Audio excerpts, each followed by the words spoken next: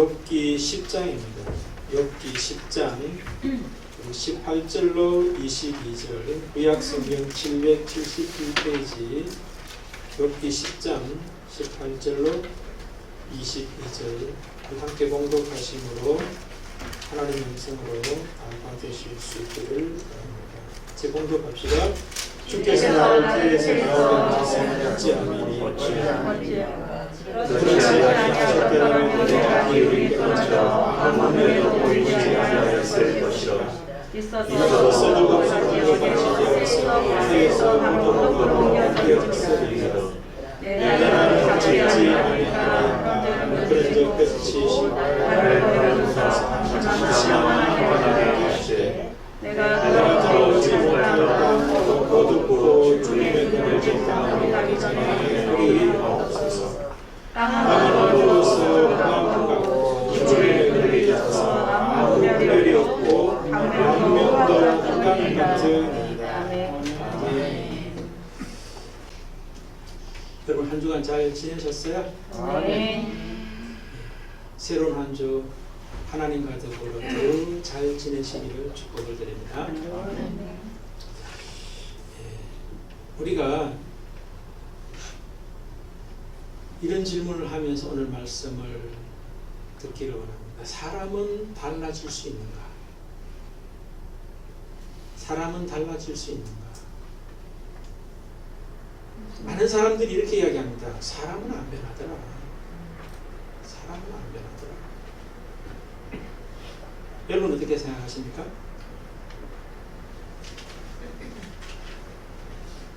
왜 아무 말씀이 없어요? 예수님 안에서 변합니다. 변합니다. 아멘. 그렇죠. 사람은 변하게 돼 있어요.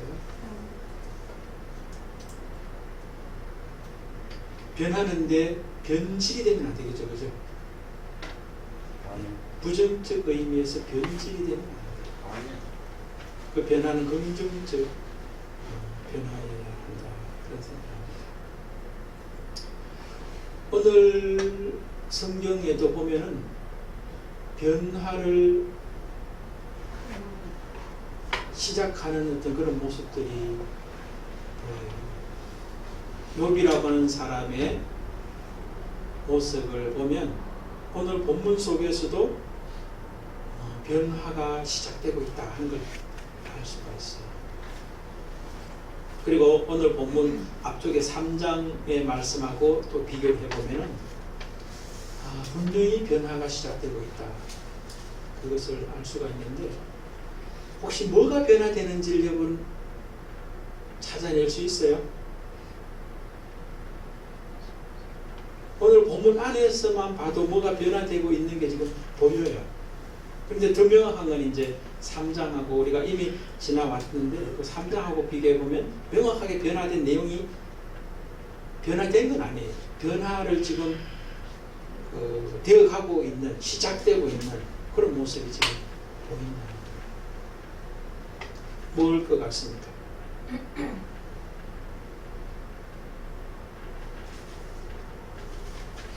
너무 오래가면 또 시간이 길어지면 제가 대답을 할게요.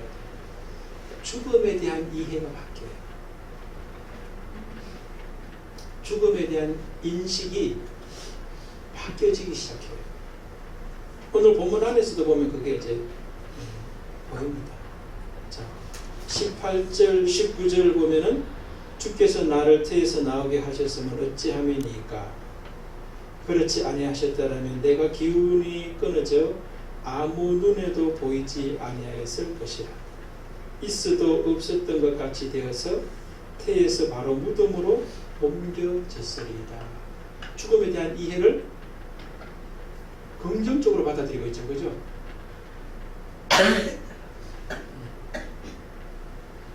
근데 이 긍정이 이제 그 뒤에 가보십시오. 21절, 22절 보면은 내가 돌아오지 못할 땅 곧 어둡고 죽음의 그늘진 땅으로 가기 전에 그리하옵소서. 땅은 어두워서 흑암 같고 죽음의 그늘이 져서 아무 구별이 없고 광명도 흑암 같으니이다. 죽음에 대한 이해가 부정적으로 바뀌죠, 그죠? 그렇지 않아요? 3장에 보면은 또 명확하게 대부분이 바뀌는 것을 알 수 있는데요. 욥기 3장 17절에서 19절 보면 같이 한번 읽어보십시다. 거기서는 악한 자가 소유를 거치며 거기서는 피곤한 자가 쉼을 얻으며 거기서는 갇힌 자가 다 함께 평안을 있어 감독자의 호통 소리를 듣지 아니하며 거기서는 작은 자와 큰 자가 함께 있어 종이 상전에게 노이리라. 3장에서는 죽음에 대한 긍정적인 모습이에요. 그 3장의 배경이 뭐였냐면 자기가 너무나 고통스럽잖아요. 재산도 다 잃고 자식들도 다 잃고 아내도 이제 도망갔고 자기 자신의 몸에는 질병으로 고통받고 있을 때 하나님 왜 나를 이 세상에 태어나게 했습니까? 생일을 저주하는 거예요. 이 세상에 태어난 생일이 없이 그냥 죽었으면 더 좋았을 텐데 왜? 거기에는 쉼이 있다. 죽음으로 바로 가면 거기에 쉼이 있는데 왜 나를 태어나게 했습니까? 그만큼 욥의 고통이 이제 컸다는 거죠. 죽으면 아예 쉼이 있는데 자기는 지금 뭐예요? 쉼이 없다는 거예요. 그래서 오늘 본문에도 보면은 18, 19절은 왜 태에서 무덤으로 죽음으로 바로 안 옮겨갔으니까 하는 그런 말도 합니다. 그런데 동시에 또 뭐예요? 그 죽음에 직면하니까 죽음이 돌아오지 못할 땅이다. 그늘진 땅이다. 어두워서 흑암 같다. 그 다음에 또 뭡니까? 구별이 없고 광명도 흑암 같은 곳이 죽음이다. 그렇게 말하는 거죠. 아니 3장과 오늘 본문 바로 앞에서는 죽음에 대해서 긍정적으로 거기에 신이 있다라고 생각했는데 바로 뒤에 뭐예요? 그게 아닐 수도 있다라고 하는 아니구나 하는 것을 또 경험하는 거예요. 고백하고 있어요 지금. 그러니까 지금 3장에서 비교해보면 오늘 지금 본문 10장하고는 죽음에 대한 이해가 예전의 이해가 새로운 이해로 변화되어 가는 어떤 그런 출발들을 이제 볼 수가 있다. 그렇게 보는 거죠. 자, 그러면 욥의 이제 변화를 보게 되는데 왜 변화가 되어야 되느냐 하는 거죠. 변화의 결과는 뭐고 그 이유와 목적은 뭐냐. 그 다음에 어떻게 변화되어야 되는가, 어떻게 변화될 수 있는가, 변화의 어떤 그 주체라고 할까요? 그 다음에 세 번째, 변화된다면 무엇이 변화되어야 되는가, 변화되어야 될 내용과 그 과정은 어떤 것인가 하는 그런 질문을 세 가지 하면서 우리가 변화되는 그런 우리 자신들 또 우리 공동체가 되실 수 있기를 주의 이름으로 축복을 드립니다. 자, 그럼 왜 변화되어야 하는가? 만약에 지금 욥이 변화되지 않았다면 어떤 결과를 경험했을까 하는 것을 우리가 생각해 봐야 합니다.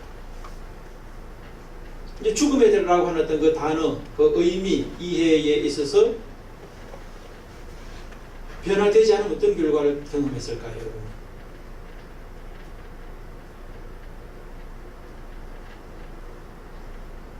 죽음이 쉼이라고 이해했죠, 그죠?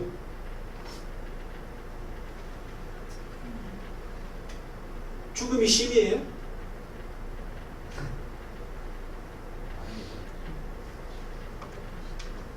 여러분, 죽음이 쉼이에요? 그럼 뭐예요? 죽음에는 두 가지 쉼이 있어요. 두 가지 죽음이 있어요. 성경적으로 보면은 영원한 생명이 있는 영생의 죽음이 있고 영벌, 지옥의 영벌로서의 죽음이 있는 거예요. 죽었다가 다시 부활해서 영생과 영벌로 들어온다. 그러니까 죽음 자체가 쉼은 아니에요. 어떤 죽음이냐가 중요하죠.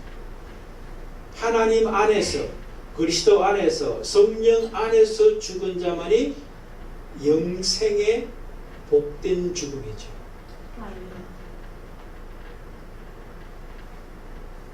하나님과 그리스도와 성령이 없는 죽음은 영벌로서의 치욕으로서의 죽음이에요.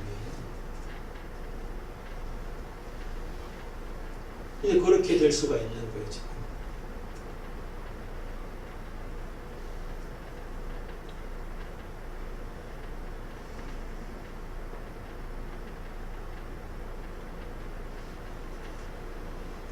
그리고 또 왜 변화되어야 되느냐 하는 것을 우리가 생각해 본다면,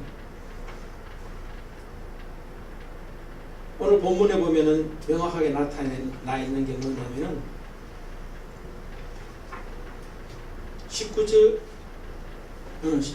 뭐 이런 말 있죠.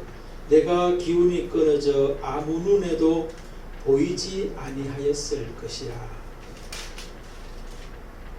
태에서 바로 죽었으면 사람들에게 보이지 않을 수 있었다, 이 말을 하는 거예요. 그럼 지금 욥은 뭔가에 지금 사로잡혀 있는 게 있죠. 다른 사람의 시선에 붙잡혀 있어요. 욥의 친구들이 지금 와가지고 다 그냥 위로한다고 와가지고 저주하고 쟤 때문이라고 막 탓하는 어떤 그런 정죄하는 어떤 그런 모습들이 있잖아요. 그게 지금 욥은 듣기가 싫다는 거예요.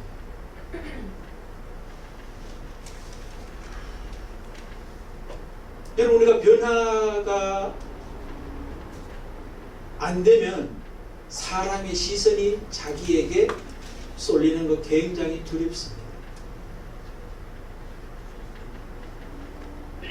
여러분들 혹시 주변 사람 시선이 신경 쓰입니까? 여러분 어때요?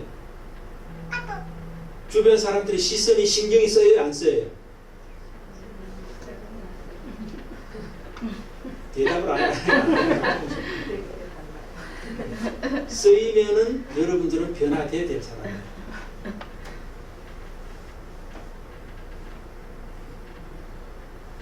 변화되면은 뭐예요? 시선이 신경 안 쓰는 것이 아니라 자기에게 영향력을 미치지 않는 사람으로 바뀌게 돼요.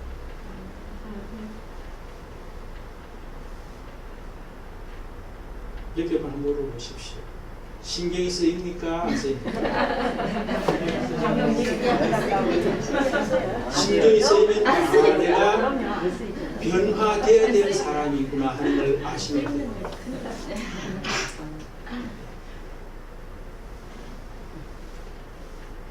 또 어떤 게 있습니까? 하나님을 제대로 못 누리죠. 그죠? 여기 지금 하나님을 못 누려요.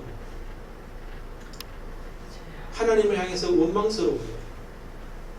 왜 나를 죽음으로 그냥 바로 안 내려가고 태어나게 해가지고 이 고통스러운 현실을 직면해야 됩니까? 하면서 원망스러워요. 그 말은 하나님하고 자기하고 지금 괴리감을 경험하고 있는 거죠. 자기 자신의 모습은 어때요?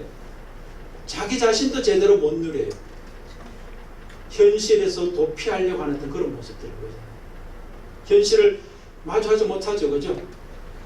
힘든 현실을 마주하지 못하고 죽음으로 도피하려고 하는 그런 모습들. 그러니까 우리가 제대로 변화되지 못하면 욥이 지금 경험하는 것, 하나님도 못 누리고 다른 사람의 시선이 늘 신경 쓰이고 자기 자신도 늘 그 현실에 만족하고 살지 못하고 현실을 도피하려고 하는 그런 모습으로 살아가요. 그럼 이런 삶을 살아야겠어요? 안 살아야겠어요?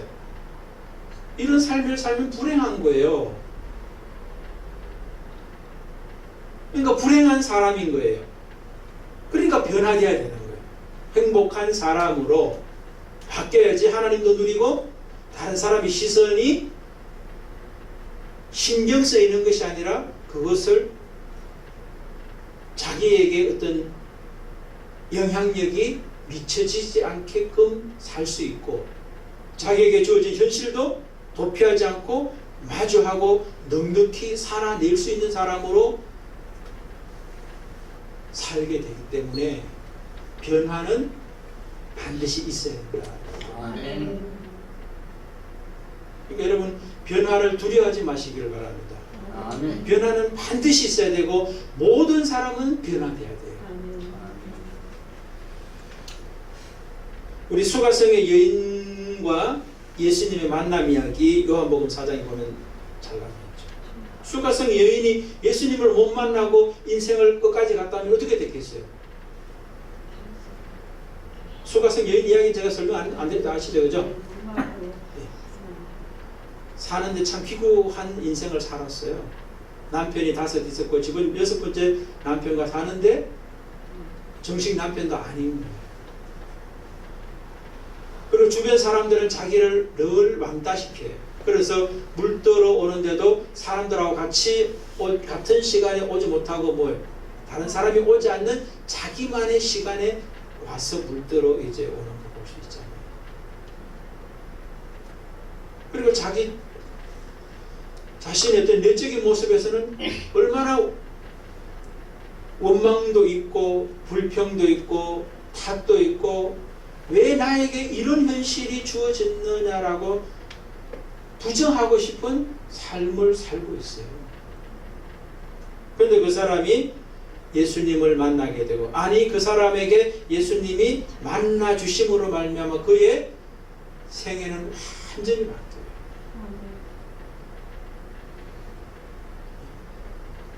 구체적인 내용들은 더 자세히 설명 안 드리겠습니다. 그래서 우리는 변화되어야 된다.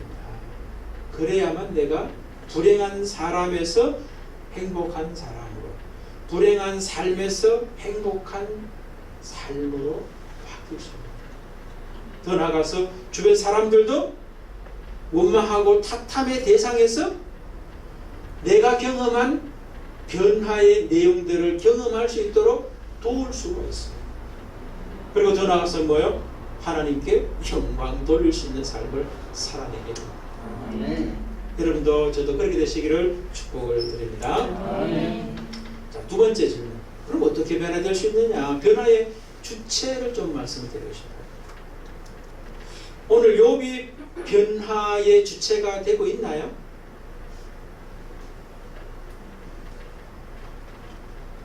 욥은 변화의 주체 아닌 것 같아요. 제가 볼 때. 죽음에 대해서 이해가 변화되는데 자기가 한 게 뭐 있어요? 죽음이 안식이다, 쉼이다라고 생각하고 있었는데 무엇 때문에 이게 안식이 아닐 수 있겠다라고 생각의 변화가 시작되는 계기가 어디서 왔어요? 하나님께서 사단을 통하여 또 욥의 친구들을 통하여 그의 고통스러운 현실을 통하여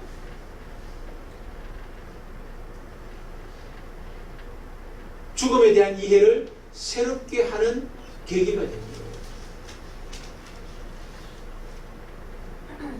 변화의 주체는 누구냐? 내가 아니에요. 여러분 우리가 변화되고 싶다 하더라도 내가 변화될 수 있는 주체가 될 수가 없어요. 아 내가 이렇게 바뀌어야지 변화돼야지 라고 해서 애쓰고 수고하고 뭔가 한다고 변화되는 게 아니라는 것이 성경의 증언이에요. 아멘. 변화의 주체는 하나님이세요. 하나님이 예수 그리스도께서 성령께서 변화의 주체가 되셔서 나는 변화의 대상이에요. 내가 나를 변화시키는 게 아니에요. 하나님이 나를 변화시켜 주시게 돼 있어요. 아멘. 그럼 왜 나는 안 변하고 있냐? 그런 질문 되시죠, 그죠?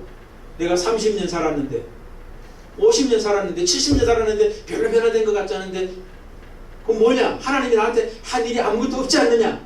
그렇게 말씀하실 수 있을 겁니다. 하나님이 했어요. 아멘.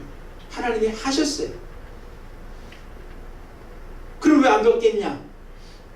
내가 순종을 안 하는 거예요. 바꾸시려고 끊임없이 찾아오셔서 두드리는데 안 열어. 자기를 내려놓지 않아요. 자기가 옳다고 생각하는 거예요. 우리가 여기 계속 읽어 가보면 욥의 친구들이 4명이 찾아오고 하는데 욥은 끝까지 뭐예요? 자기가 옳다고 주장해요. 자기가 바뀌어야 될, 변화되어야 될 대상이라고 생각 안 해요. 그러나 현실 앞에서 뭐예요? 고통스러운 현실 앞에서 이게 아닌가 하는 혼돈 속에서 지금 계속 가는 거예요. 그러나 종국적으로는 변화가 되어 있죠. 아, 이게 아니구나 하는 것을 깨닫게 돼요. 오늘 본문 바로 뒤에 가보면은 나아마 사람 소발이라고 하는 사람이 와서 이야기하는데 책망합니다. 욥을. 말이 너무 많다는 거예요. 우리가 봐도 그렇죠, 그죠? 욥의 실상을 우리가 현재 직면했다면 말할 게 뭐가 있을까요? 그냥 팍 죽어버리지. 살만한 거예요. 말이 많은 것들은 살만하기 때문에 말이 많아요.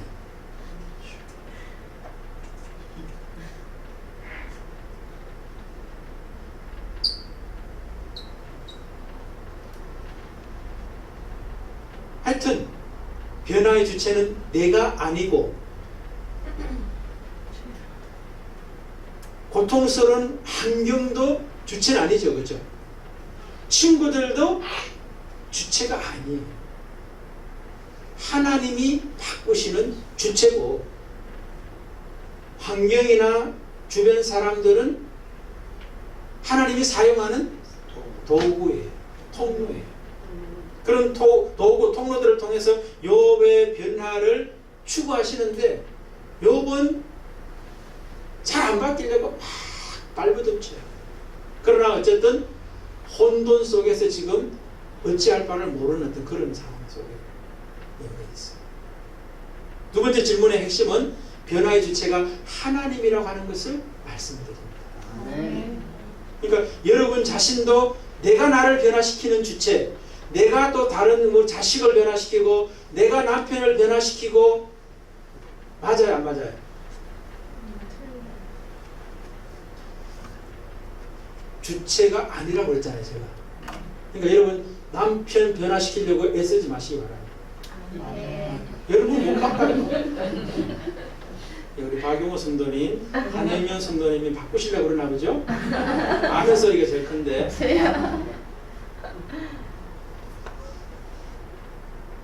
하나님이 바꿔요. 아멘.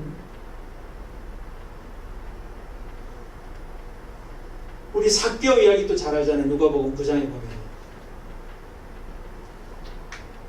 삭개오를 누가 바꿔요? 예수님이 그를 바꿔줘요. 자기가 바뀐 게 아니에요.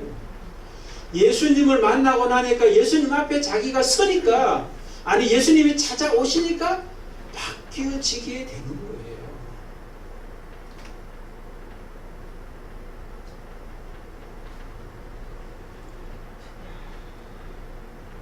오늘 여러분들하고 나누는 제일 중요한 것인데요. 그럼 무엇이 변화되었나? 변화의 내용과 그 과정을 여러분들하고 좀 나누고 싶어요. 그럼 우선 그 단어 정의가 좀 필요할 것 같은데, 변화, 이렇게 사전을 제가 찾아보니까 한문 사전에는 변할 변자와 될 화 그렇게 돼 있더라고요. 의미는 모양이나 성질이 바뀌어서 달라진다. 이게 변화예요. 국어 사전에 의미인 겁니다. 한자 사전에 모양이나 성질이 바뀌어 달라지는 게 변하다. 맞아요, 틀려요?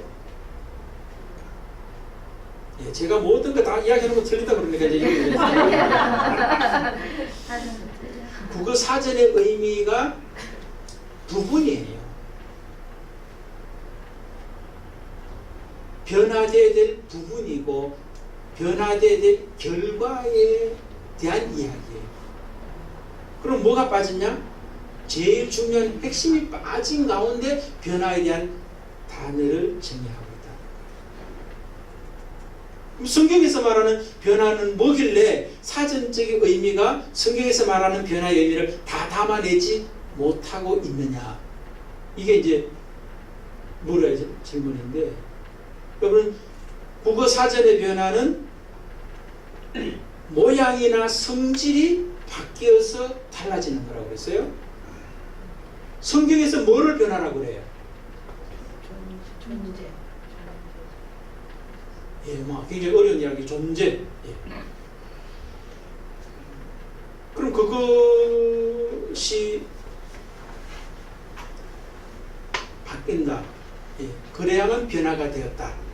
이렇게 말한다면, 욥에게서 좀 이야기한다면, 욥의 존재는 어디에서 어디로 바뀌겠죠? 그럼요. 존재가 성경에서 말하는 변화의 핵심이라면, 욥의 존재가 어디에서 어디로 바뀌었냐? 이것을 우리가 한번 생각해 봐야겠죠.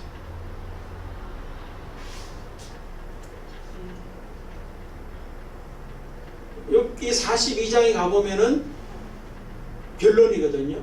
욥이 변화된 결론이에요. 보면은 소유도 이제 갑절로 이전보다 변화됐어요. 자녀들 숫자는 똑같더라고요. 아들 7, 딸 3. 그런데 변화된 거는 더 이쁘다 그러더라고요. 변화됐어요. 그 다음에 욥은 자기 자신이 지금 팍 죽었으면 좋겠다 그런 생각하는데 하나님께서 더 오랜 세월 동안 자녀 손을 보도록 살게 하시는 변화를 허락해 주시더라고요. 근데 제일 큰 변화가 있어요.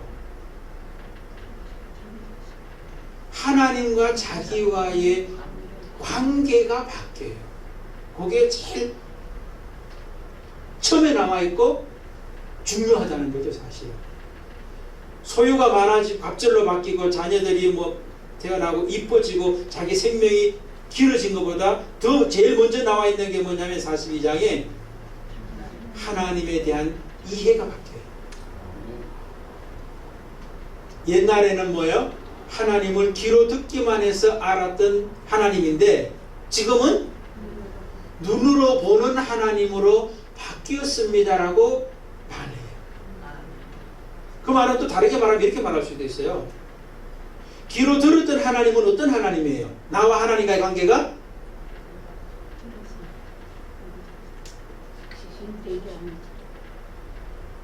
간접적이에요. 하나님이 그야 그. 누구한테 들었겠어요? 하나님에 대해서 아는 어느 누구로부터 자기가 듣게 되었잖아요. 그래서 알게 된 하나님이에요. 그럼 욥의 입장에서는 하나님은 나는 1인칭이면 하나님은 몇 인칭이에요? 3인칭 단수잖아. 그잖아, 그. 나와 그의 관계와 내가 그를 아는 것과 눈으로 보아서 알게 된 하나님이다. 이렇게 하면은 나와 하나님은 어떤 관계예요? 2인칭이잖아요. 나와 당신이잖아요. 여러분 들어서 알고 있는 하나님과 여러분들이 실제적으로 보고 경험한 하나님하고 차이가 있어요, 없어요? 그렇죠. 차이가 이거 많아요. 많은 경우들은 우리가 교회 안에도 보면은 들어서 아는 하나님은 많아요. 그런데 뭐예요? 내가 실제적으로 체험하고 경험한 하나님, 2인칭으로 하나님, 당신으로서의 하나님을 만나냐는 굉장히 희소해요. 그렇기 때문에 뭐예요? 변화가 안 돼요.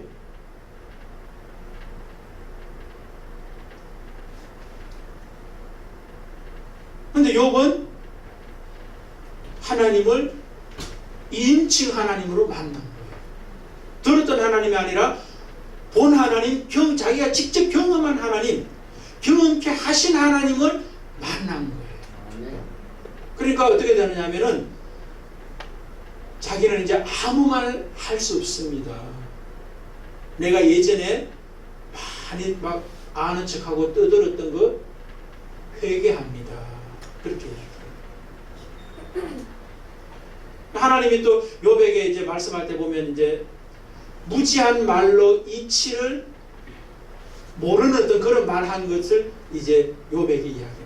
하나님께서 욥에게 대답하시니라 하면서 이치를 어둡게 한 자 이렇게 이야기해요. 그 이치에 어두운 자가 누구라는 거예요? 욥이 네가 이치에 어두웠다. 그런 얘기라고. 알지도 못하면서 아는 척하면서 많이 떠들었다. 아는 척했다.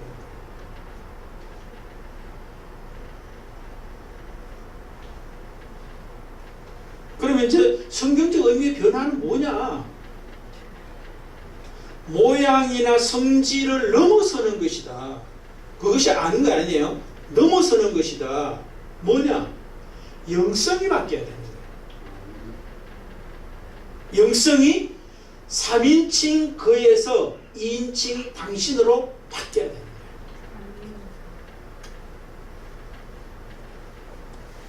그래 되면 그 결과가 이제 어떤 모습으로 나타났냐면은 인식도 바뀌고 태도도 바뀌고 말도 바뀌고 무엇보다도 하나님에 대한 영성이 바뀌어져요. 이것이 바뀌지 않으면 뭡니까? 인격이라든지 그 다음에 태도라든지 말이라든지 행동은 영성 없어도 바뀔 수 있어요. 여러분 타 종교 신앙을 가지고 있는 사람이 사회봉사라든가 이런 거 그리스도인들보다 더 잘할 수 있어요. 저런 말이 있더라고요. 몰몬교의 신앙을 하는 사람들은 돈을 그냥 빌려준대요. 왜 그냥 빌려주냐면 그 사람들은 굉장히 정직하다는 거예요. 근데 그 정직이 사회에서 다 인정된 사람들이라는 거예요. 여러분들 돈 그냥 빌려주던가요? 돈이 많아가지고 안 빌려봤어요? 저 빌리려고 하니까 안 주더라고요. 반복할 게 없다는 거지. 빌려주면 떼일 거라는 거죠.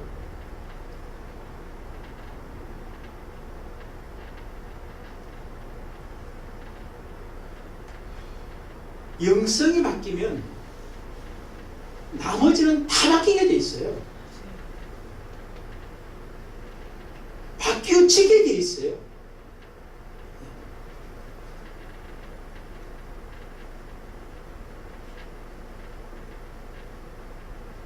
여러분과 저도 영성까지 변화되시기를 주의 이름으로 축복드립니다. 아멘. 영성이 바뀌어야지 다른 거 다 바뀌어요. 영성이 안 바뀌면 다른 것들은 다 바뀌더라도 그건 가짜예요. 진짜 바뀐 게 아니에요. 다른 사람에게 보여주기 위해서, 다른 사람에게 인정받기 위해서도 충분히 그렇게 할 수 있어요. 영성이 바뀌면 다른 사람에게 다른 사람이 눈에 들어와서가 아니라 그 사람의 시선이 신경 쓰여서가 아니라 그것을 넘어서 잘해주게 돼 있어요. 잘해지게 돼 있어요. 자기 자신도 뭐예요? 모든 현실을 다 수용할 수 있는 어떤 그런 능력도 있게 돼요. 하나님께는 물론 영광 돌리게 될 수 있는 거죠.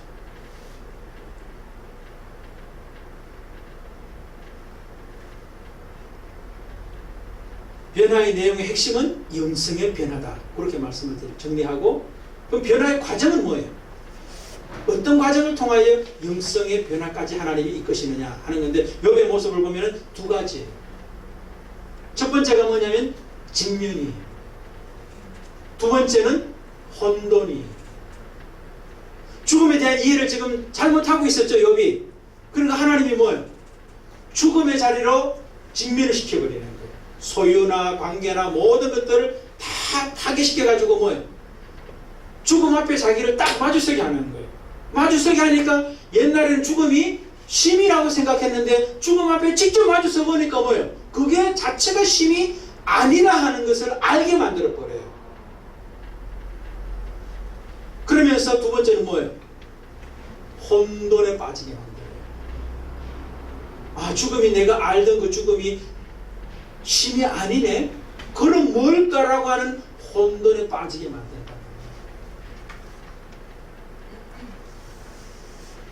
여러분 혹 지금 어디 있는지 자기 자신을 점검해 보시기 바랍니다. 여러분이 직면하고 있는 그 문제가 내가 변화되어야 될 모습이에요.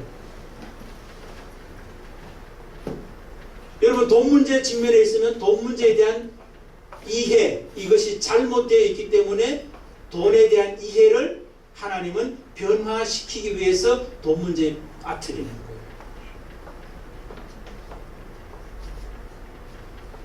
사람과의 관계에 지금 힘들어 하십니까? 여러분은 관계가 어때야 하는지에 대한 이해가 바뀌어야 되기 때문에, 변화되어야 되기 때문에 관계의 문제에 직면하게 만드는 거예요.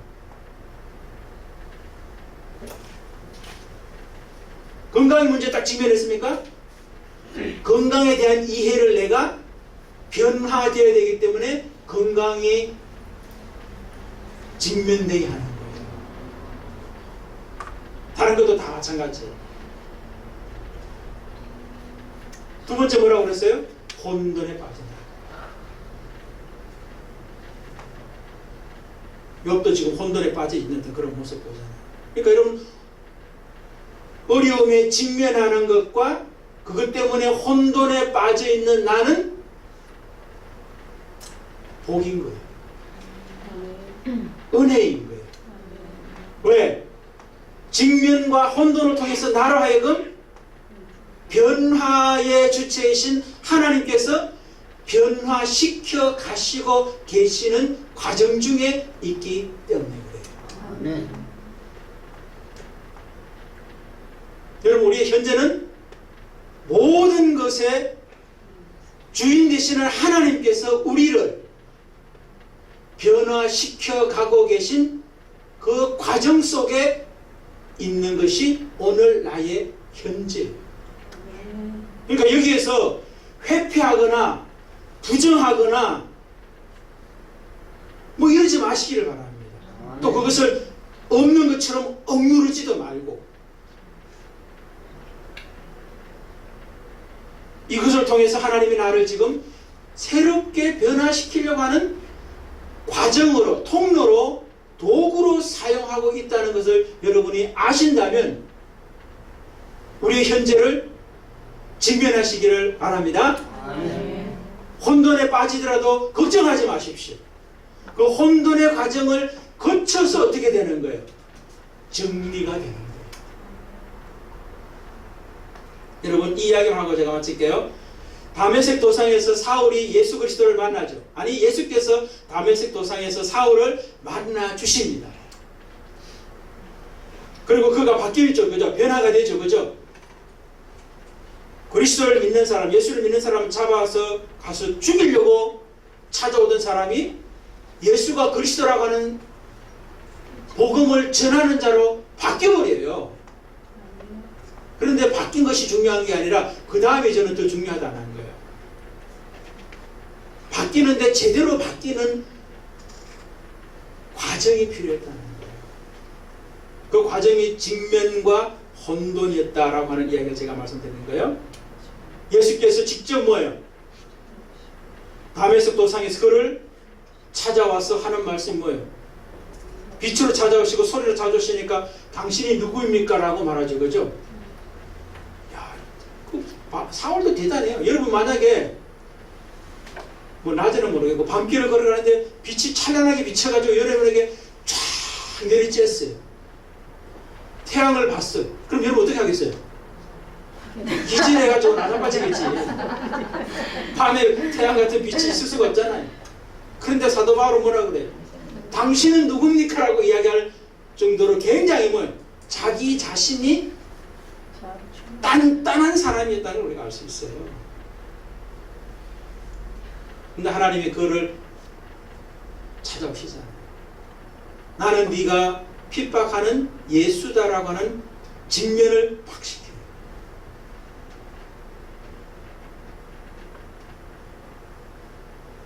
그러고 나서 이제 아나니아를 붙여서 그의 눈을 뜨게 하고 그의 사명을 이제 가질 수 있도록 돕죠. 그러고 난 다음에 이제 사울의 행동이 제가 여러분하고는 하는 거잖아요. 그리고 거기까지만 알고 나머지는 좀 잘 모르는데 그 이후에 13년 동안 거치는 과정이 있었어요. 여러분 그 사도 바울이 이제 그 변화 다메섹 도상 이후에 공식적인 하나님의 소명이 어디에 부름을 받죠? 어디에? 안디옥 교회에 부름을 받잖아요. 안디옥 교회 바나바가 사울을 찾아가서 안디옥 교회에 함께 사역하자라고 제안을 할 때 사도 바울이 이제 돌아와서 사역합니다.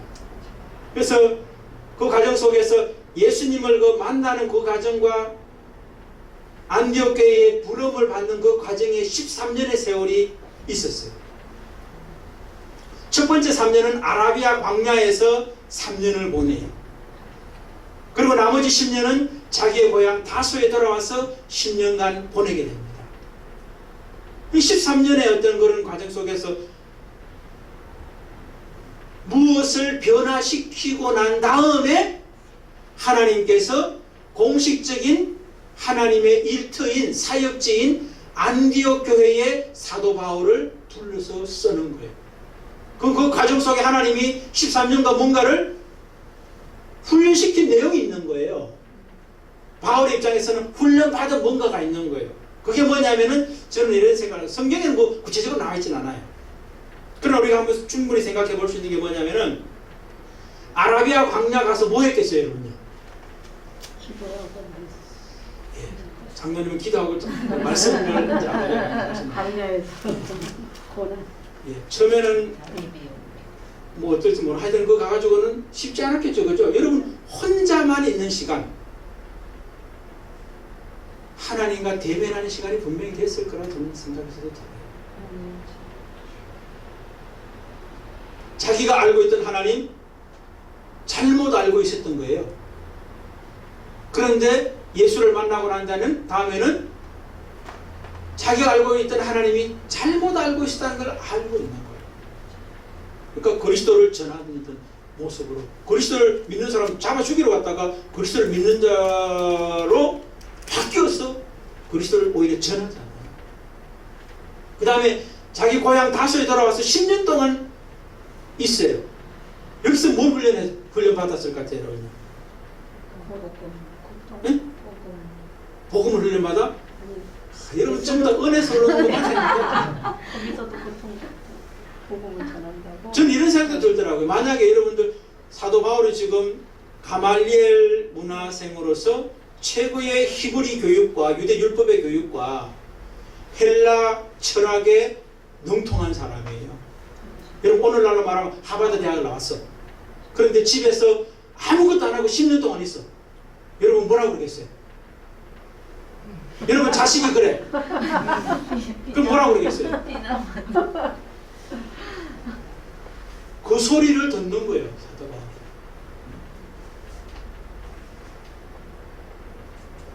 그런 훈련을 하나님이 시키는 거예요. 직면과 혼돈의 과정을 겪게 만든다는 거예요. 하나님과의 관계도 혼돈되고 나 자신과의 관계도 혼돈을 경험하고 이웃과의 관계도 갈등을 넘어서 혼돈스럽고 자기의 주어진 현재에 대해서 왜 하나님이 나를 이렇게 하시냐라고는 혼돈 속에서 세월을 보내는 거예요. 근데 자그마치 뭐예요? 13년이야, 13년.